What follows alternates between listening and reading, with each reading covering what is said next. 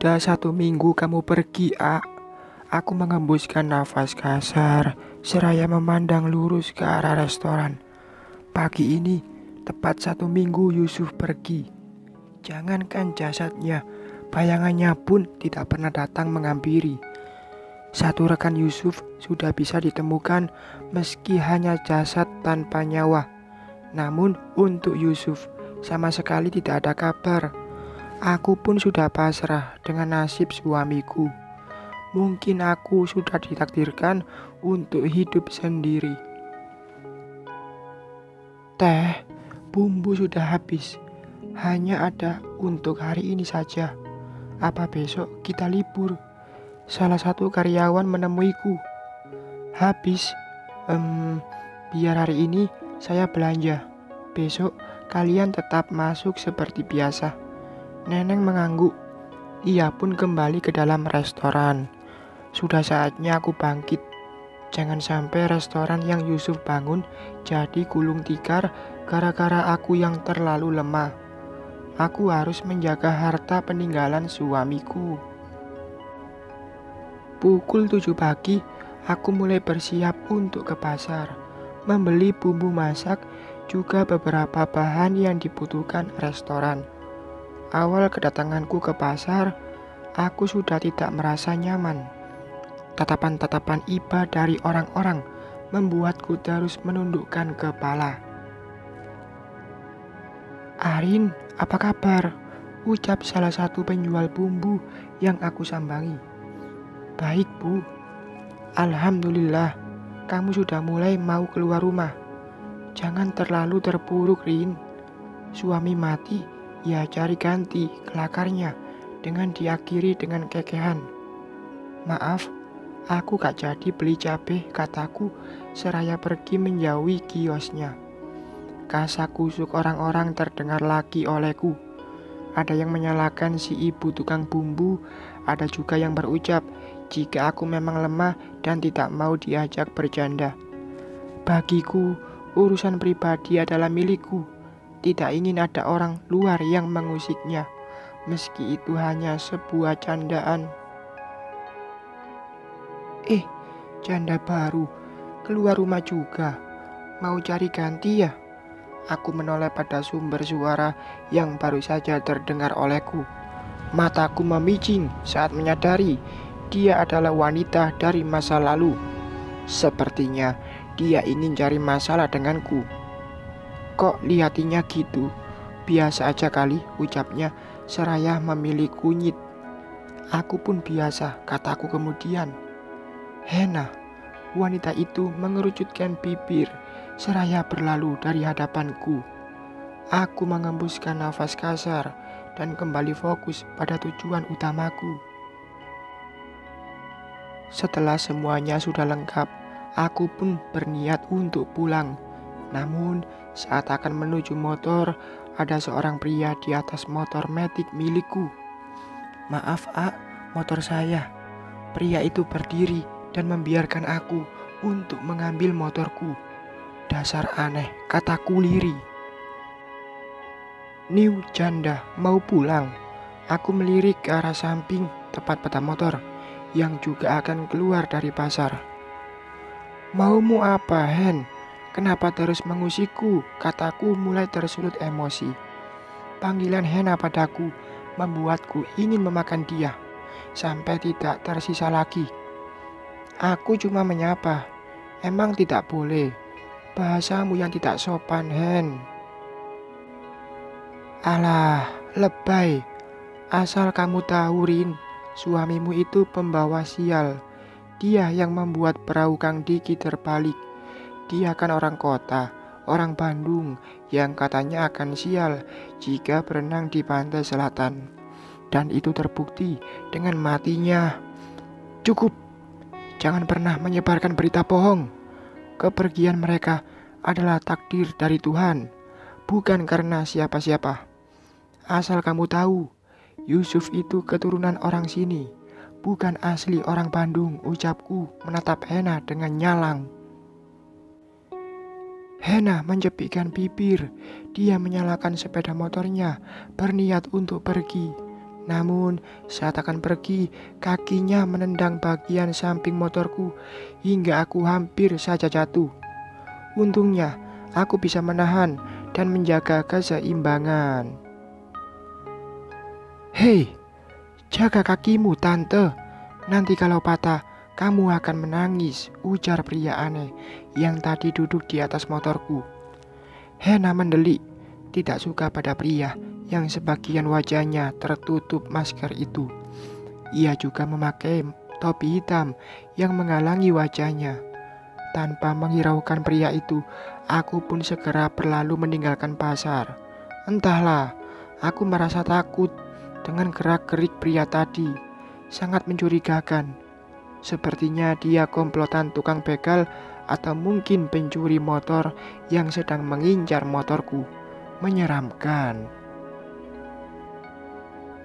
Sampai di depan restoran, aku mengernyitkan kening saat melihat ada 2 mobil yang terparkir di depan rumahku. Aku kenal mobil itu, mobil milik ayah dan saudara Yusuf. "Arin dari mana?" Aku mengangkat kepala, lalu tersenyum pada wanita itu. "Mama, Arin habis dari pasar." "Kenapa Arin tidak menjaga amanah mama?" Dek. Pasti mama akan membahas hilangnya Yusuf. Aku harus apa?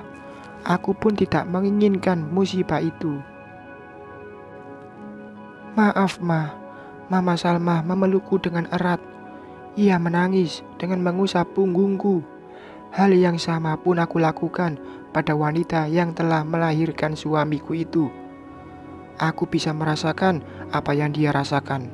Kepergian Yusuf bukan hanya menjadi lukaku, tapi juga luka bagi keluarganya. Maafkan Arin, Ma. Arin tidak bisa menjaga amanah mama. Arin lalai, ucapku dengan tercekat. Janji untuk tidak lagi menangis, aku langgar. Mendengar tangisan yang memilukan dari Mama Salma membuatku kembali terbawa suasana. Aku tidak bisa menahan air mataku untuk kembali jatuh. "Ayo kita bicara di dalam," ujar Mama Salma mengurai pelukan. Aku pun memberi perintah pada Neneng untuk membawa serta menyimpan belanjaanku ke dalam restoran. Sementara aku masuk ke dalam rumah menemui keluarga Yusuf. Yusuf sudah pergi. Ya, ini saatnya kita yang mengambil alih usaha Yusuf. Istrinya mana bisa mengurus restoran. Aku mempercepat langkah saat terdengar suara seorang perempuan dari dalam rumah. "Saya tidak setuju," kataku dengan tegas. Semua orang yang tengah duduk di ruang tengah melihat ke arahku yang baru saja masuk bersama Mama Salma. "Ih, gak sopan banget. Datang-datang langsung berteriak," ucap salah satu adik Yusuf. Entahlah namanya siapa. Aku tidak terlalu bisa membedakan yang mana Marwa dan yang mana Safa. "Dina, bisakah kalau kamu tidak membahas harta saat ini?" ucap Mama Salma pada adik madunya itu. "Mbak, kalau bukan sekarang kapan lagi? Yusuf sudah 1 minggu tenggelam dan itu artinya dia sudah tidak ada harapan lagi untuk hidup. Untuk apa kita harus tetap menunggunya?"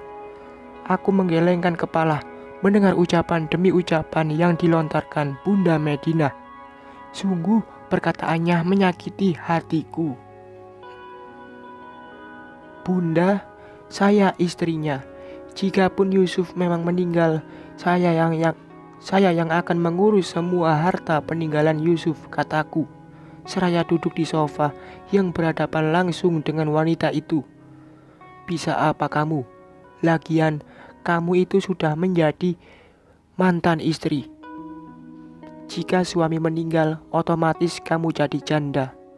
Kalau statusmu janda, itu artinya sudah tidak ada lagi hak kamu atas hartanya Yusuf. Paham?" Mata Bunda melotot ke arahku. Tidak ingin kalah dari Bunda, aku pun membalas tatapan tajam Bunda Medina. Yusuf pergi baru 1 minggu, sedangkan masa idah saya selama 3 kali suci dari haid. Jadi, sekarang saya masih istri Yusuf dan masih berhak atas hartanya suami saya. Paham? Kataku tak kalah lantang. Bunda sampai terkesiap melihat wajahku yang mungkin berubah menjadi menyeramkan.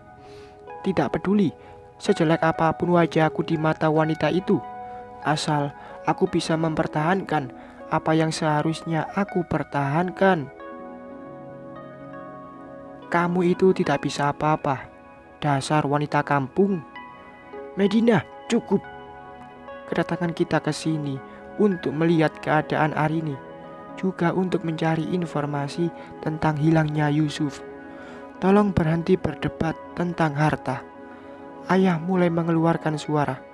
Kami semua terdiam, tak ada lagi yang berani berucap. Sepertinya ayah sudah mulai naik darah dengan kelakuan istri keduanya itu. Ayah, aku pusing, ingin istirahat. Mama Salma bangkit. Ia berjalan dan masuk ke dalam kamar tamu. Aku pun lebih memilih mengikuti ibunya Yusuf dibandingkan harus terus berada satu tempat dengan ibu tiri yang hanya mengincar harta dan kekuasaan. Mama lelah, biar Arin ambilkan minum, tawarku. Tidak usah Rin, Mama hanya pusing melihat dan mendengar ocehan Medina. Sungguh dia begitu liar mengejar harta anakku. Aku mengembuskan nafas kasar, menyadari kerapuan mertuaku. Sudahlah dia terpukul dengan kabar hilangnya putra semata wayangnya. Kini dia pun harus dihadapkan pada situasi yang memuakkan, di mana seorang madu menginginkan harta putranya. Rin, iya mah, gimana perasaanmu? Aku duduk di ujung ranjang, membelakangi Mama Salma yang duduk bersandar pada ranjang. Jangan tanya perasaanku mah. Jika dijabarkan, mungkin sekarang Arini sudah tidak lagi memiliki perasaan. Rasanya sudah lebih dari hancur. Aku menahan air mata yang sudah mengenang di pelupuk mata. Kenapa harus Yusuf, Yarin? Aku menengok ke belakang. Rupanya Mama tengah mengusap air mata yang jatuh kian deras. Aku berpindah duduk jadi lebih dekat dengan wanita yang kuanggap paling tegar itu. Ternyata jika soal anak, Mama Salma pun sangat rapuh. Dari sekian banyak pria, kenapa harus putraku yang menjadi korban? Ucapnya lagi dalam isak. Ku genggam tangan Mama, sangat dingin. Ku cium punggung tangannya bergantian. Maafkan Arini mah. Harusnya Arini mencegah keinginan Yusuf. Arini terlalu mencintainya hingga Arini tidak mampu menolak keinginan dia. Hancur sudah pertahananku. Air mataku ikut luruh tak terbendung lagi. Pada akhirnya aku dan Mama Salma menangis bersama. Kita adalah dua wanita yang sama-sama dicintai dan mencintai Yusuf tanpa syarat. Ketulusan serta kebesaran cinta kita begitu nyata kepada pria yang sekarang tinggallah nama. Bersambung.